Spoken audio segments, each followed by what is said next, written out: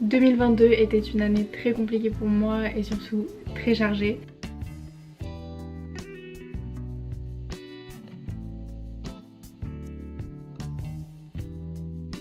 Cette année, j'arrête de faire n'importe quoi, je redeviens productive. Honnêtement, j'ai pas le temps de travailler 10 heures par jour et dans le même temps de prendre soin de moi, de voir ma famille, de voir mes amis, de faire les choses que j'aime, etc.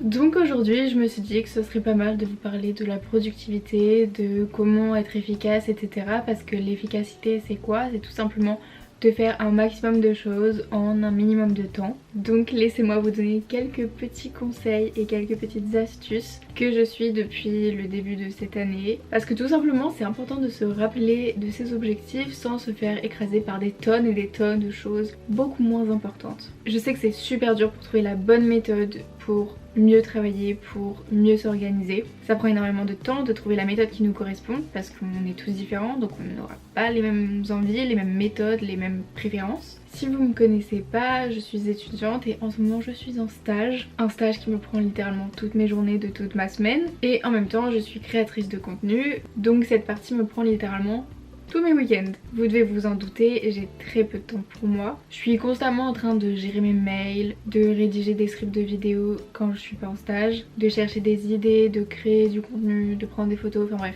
tout ça. Et bon, j'adore ça, j'adore ce que je fais, mais honnêtement, être multitâche, c'est pas facile tous les jours. Et en 2022, j'avais énormément de périodes où j'étais vraiment pas bien.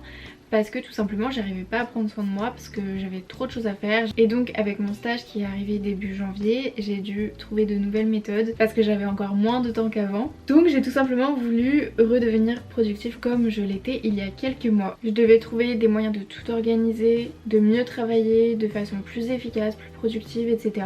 Et donc mon premier conseil, évidemment, on arrive avec les listes. Il faut savoir que je fais des listes pour tout. Donc avant de commencer à vous organiser, etc., vous allez déjà faire une liste de choses pour lesquelles vous pensez être désorganisé. Que ce soit dans votre vie, dans votre travail ou n'importe quoi, tant que vous pensez être désorganisé sur cette chose. Et en fait, le fait de faire une liste de toutes les choses pour lesquelles vous êtes désorganisé, ça vous aidera à mieux comprendre les sources de votre non-productivité. Et donc, vous saurez et vous pourrez améliorer ces petites choses au fur et à mesure. Et pour ça, vous avez énormément d'outils pour vous aider justement à créer ces listes, à réussir à tenir ces listes. Vous pouvez tout simplement utiliser un carnet et écrire, juste faire des to-do list dans votre carnet où vous avez forcément les choses un petit peu plus digitales, le téléphone, l'ordinateur, votre iPad, etc. Personnellement, je voulais quelque chose qui me permettrait de tout avoir sur un seul outil parce que je déteste devoir chercher à plusieurs endroits, etc. Donc je voulais vraiment quelque chose de compact, quelque chose de concentré. Donc j'ai choisi l'outil que j'utilise vraiment tous les jours, mon ordinateur. Et dessus, j'utilise principalement deux applications qui est le calendrier de l'ordinateur et l'application Notion. Cette application m'aide vraiment tous les jours pour tous mes projets. J'ai toutes mes to-do, j'ai toutes mes idées, tout mon travail. J'ai vraiment tout sur cette application. Et donc forcément quand on commence sa journée, on a juste l'impression d'avoir une to-do list immense. On pense qu'on ne pourra jamais tout faire. Et personnellement je déteste ce sentiment de trop. Ce sentiment d'avoir une montagne de choses à faire et de pas pouvoir tout gérer. C'est pour ça que je structure tout sur Notion. Je coche ce que j'ai fait au fur et à mesure, etc. Et je priorise tout ce que j'ai à faire. J'ai forcément des choses plus importantes avec des deadlines, etc. Et d'autres moins importantes, donc des tâches de fond que je vais faire quand j'ai un peu de temps par exemple. Je fais très attention là-dessus, je m'oblige à respecter les priorités de chaque tâche et je m'oblige à faire les tâches de fond seulement une fois que j'ai terminé toutes les tâches les plus importantes que j'avais dans ma to-do list. Sur Notion, je classe tout pour ne pas être perdue et pour me rappeler de tout ce que je dois faire.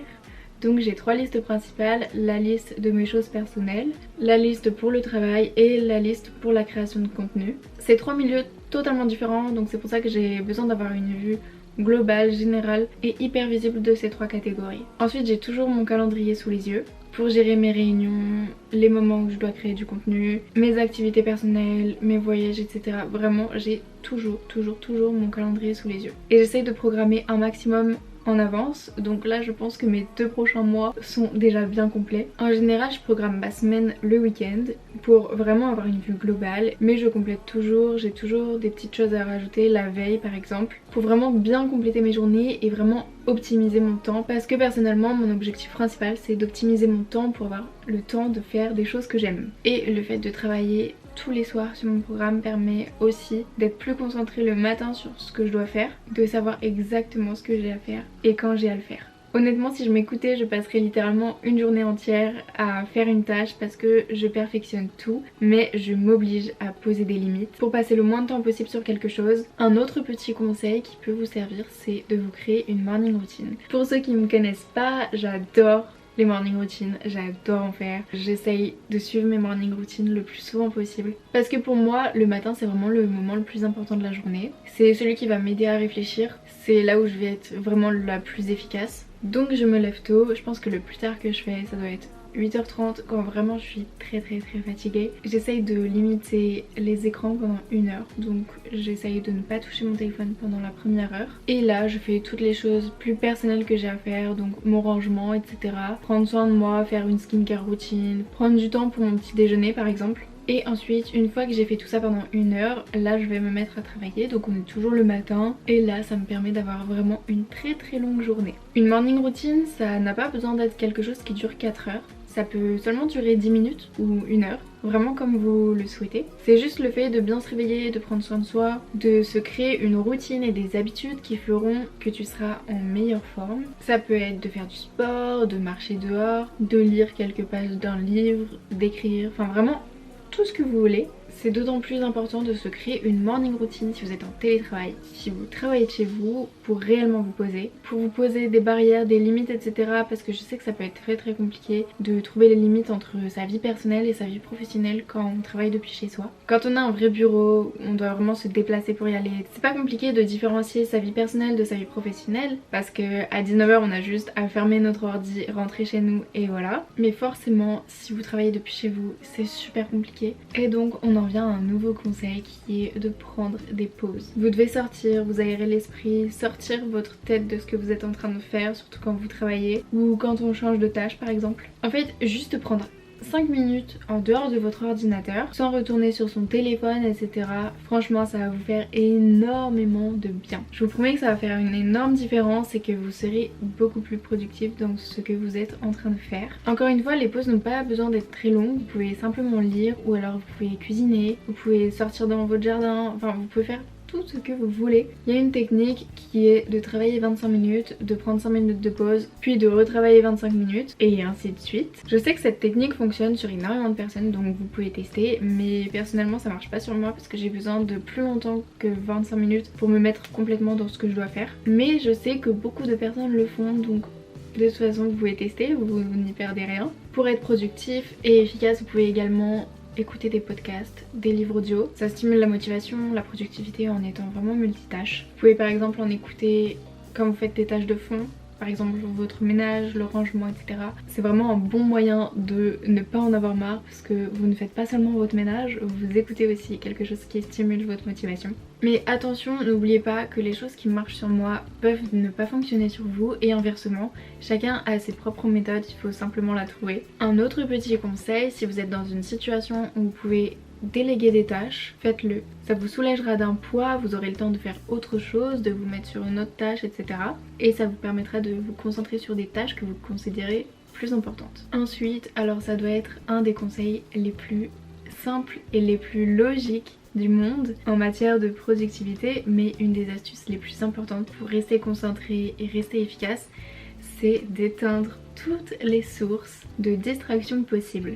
Je dis éteignez parce qu'évidemment je pense au téléphone qui peut sonner à tout moment, qui peut avoir des notifications à tout moment et forcément vous allez vouloir prendre votre téléphone pour regarder votre notification. Et ensuite, personnellement, je ne fais pas que regarder la notification, j'ouvre mon téléphone et là je passe mon temps sur les réseaux sociaux, sur internet, etc. Et ça m'arrive de perdre des minutes, voire des heures sur mon téléphone. Alors que j'aurais pu faire autre chose beaucoup plus intéressant, beaucoup plus important. Il faut savoir que mon téléphone c'est mon outil de travail, je suis constamment dessus. Donc dès que je veux me concentrer sur autre chose, par exemple le travail pour mes études, je mets mon téléphone très loin de moi, limite dans une autre pièce, tout simplement pour ne pas être tentée de le prendre. Et puis sinon tout simplement vous pouvez juste le mettre en silencieux, couper les notifications et ça vous enlèvera déjà une première distraction. Ensuite, chose très importante, essayez de ranger au maximum votre espace de travail. Ne travaillez jamais dans le bordel, vous ne serez jamais concentré, vous trouverez toujours autre chose à faire tout simplement.